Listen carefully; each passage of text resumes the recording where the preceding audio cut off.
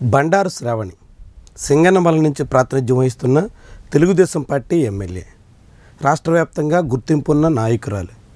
రాజకీయంగా ఆమె సొంత గూట్లో ఇప్పుడు మరోసారి చిక్కులు ఎదుర్కొంటున్నారు. కరెక్ట్గా 2014 నుంచి 19 వరకు కూడా ఆమె మీద ఇదే తరహాలో ఆరోపణలు వచ్చాయి. ఇప్పుడు కూడా మళ్ళీ కథ పునరావృతం అవుతోంది. సేమ్ సీన్ రిపీట్ అవుతోంది. 2014 నుంచి 19 వరకు ఆమె మీద సొంత పార్టీ శ్రేణులే ఎదురు తిరగడంతో ఆఖరికి ఆమె ఘోర పరాభవాన్ని ఎదుర్కోవాల్సి వచ్చింది. 2019 ఎన్నికల్లో ఓటమి తర్వాత మళ్ళీ కోలుకుని 2024 నాటికి టికెట్ వస్తుందో రాదో అనేటువంటి ఊగిసలాటలో పడ్డారు. కానీ చివరికి టికెట్ తెచ్చుకున్నారు. 2024లో మళ్ళీ గెలిచారు.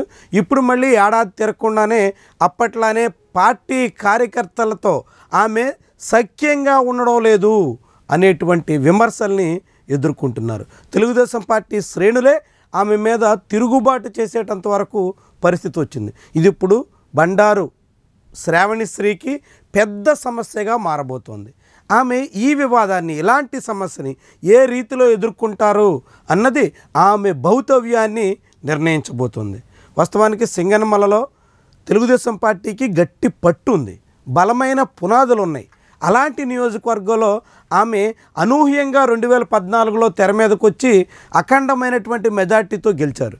కానీ గెలిచిన కొంతకాలానికే పార్టీ కేడర్ని, పార్టీ నాయకత్వాన్ని, మండల స్థాయి నేతలని ఎవరిని ఖాతరు చేసినటువంటి పాపాన పోలేదు. సరిగ్గా ఇప్పుడు మళ్ళీ అదే జరుగుతుంది. ఇప్పుడు కూడా తనకొక లాభీని సిద్ధం చేసుకుని తన చుట్టూ ఉన్నటువంటి కోటరీకి మాత్రమే అన్ని రకాల పనులు అప్పగిస్తూ వాళ్ళ ద్వారానే అనేక వ్యవహారాలు చక్కబెడుతూ ఇతరులను ఎవరిని పట్టించుకోవడం లేదు అన్నది తెలుగుదేశం పార్టీ శ్రేణులే ఇప్పుడు ఎమ్మెల్యేగా ఉన్న బండారు శ్రావణిశ్రీ మీద చేస్తున్నటువంటి అభియోగం. మరి దీనికి ఆమె దగ్గర ఉన్నటువంటి సమాధానం ఏంటి? స్వయంగా మంత్రి టీజీ భరత్ సమక్షంలోనే ఆమె మీద కేడర్ తిరగబడే పరిస్థితి వచ్చింది. ఏకంగా ఆమె నిలదీసే స్థితికి దారి తీసింది.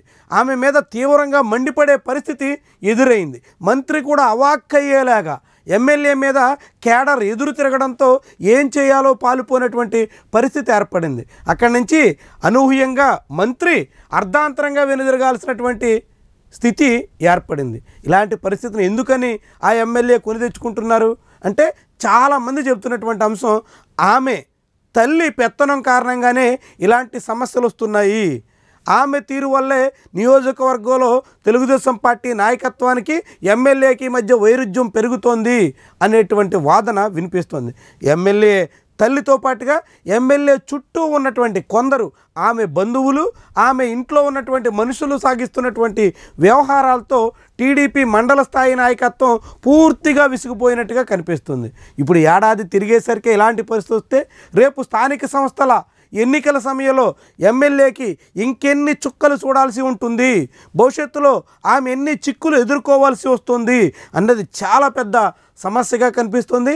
ఆమె దాన్ని ఎదుర్కోగలరా, లేకుంటే ఎదురెదలేగా మరోసారి 2019 మాదిరిగానే చేతులెత్తేసే పరిస్థితి వస్తుందా?